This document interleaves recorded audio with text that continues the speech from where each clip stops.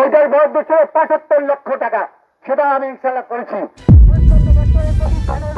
বরিশালের কাজিরহাট থানার ভাসানচর ইউনিয়নে HMS রহমান মেমোরিয়াল মাধ্যমিক বিদ্যালয়ের ম্যানেজিং কমিটির নির্বাচন বন্ধ হওয়াকে কেন্দ্র করে মানববন্ধন ও বিক্ষোভ অনুষ্ঠিত হয়েছে।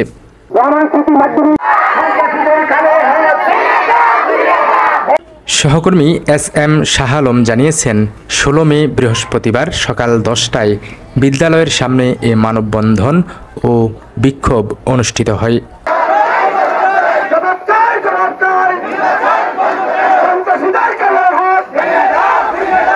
এ সময় বিদ্যালয়ের ছাত্রছাত্রী ও এলাকাবাসী, সাবেক ম্যানেজিং কমিটির সদস্যবৃন্দ উপস্থিত ছিলেন। এছাড়াও উপস্থিত ছিলেন লুৎফর নেসার, মুজিবুর রহমান মুজিব, নাহিদ সরোয়ার, কামাল হোসেন সহ এলাকার রাজনৈতিক নেতৃবৃন্দ। এ সময় তারা বক্তব্যে বলেন, কিছু কুচক্রী মহল ম্যানেজিং কমিটির আজ নির্বাচনের তারিখ থাকা সত্ত্বেও মিথ্যা, বানোয়াট ও ষড়যন্ত্রমূলক মামলা করলে বরিশাল আদালত নির্বাচনটি স্থগিত ঘোষণা করে।